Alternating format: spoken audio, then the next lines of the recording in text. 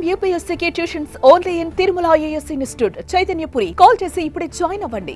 ఆ ఇద్దరు సముద్ర స్నానం చేసేందుకు ఓ బీచ్కి వెళ్లారు. సరదాగా ఆడిపాడారు. కానీ ఆ అలలే తమ జీవితాలను చిన్నాభిన్నం చేస్తాయని వారు ఊహించుండరు. స్నానానికి దిగి వారిలో అలల తాకిడికి ఇద్దరు సముద్రంలో గల్లంతయ్యారు. వెంటనే అప్రమత్తమైన మెరైన్ పోలీసులు ఇద్దరిని కాపాడి ఒడ్డుకు చేర్చారు. వీరిలో ఒకరు కోలుకోగా మరొకరు మృతి చెందారు. ఈ ఘటన బాపట్ల జిల్లాలో చోటు చేసుకుంది.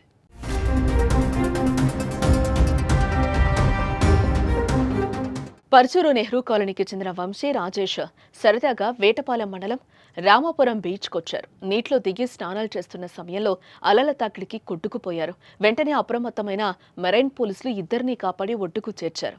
వీరిలో రాజేష్ కోలుకున్నాడు. వంశీని 108లో చీరాల ఏరియా ఆసుపత్రికి తరలిస్తూ ఉండగా మార్గమధ్యంలో మృతి చెందాడు.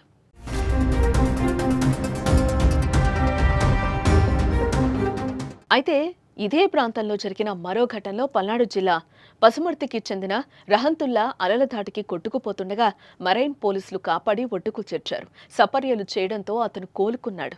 మరోవైపు సముద్ర స్నానానికి వచ్చే పర్యాటకులు అలల ఉధృతి ఉన్న సమయంలో అప్రమత్తంగా ఉండాలని పోలీసులు సూచిస్తున్నారు. ఈ ఘటనపై ఈపురపాలెం పోలీసులు కేసు నమోదు చేసి దర్యాప్తు ప్రారంభించారు. మృతదేహాన్ని పోస్టుమార్టం నిమిత్తం ప్రభుత్వ ఆసుపత్రికి తరలించారు.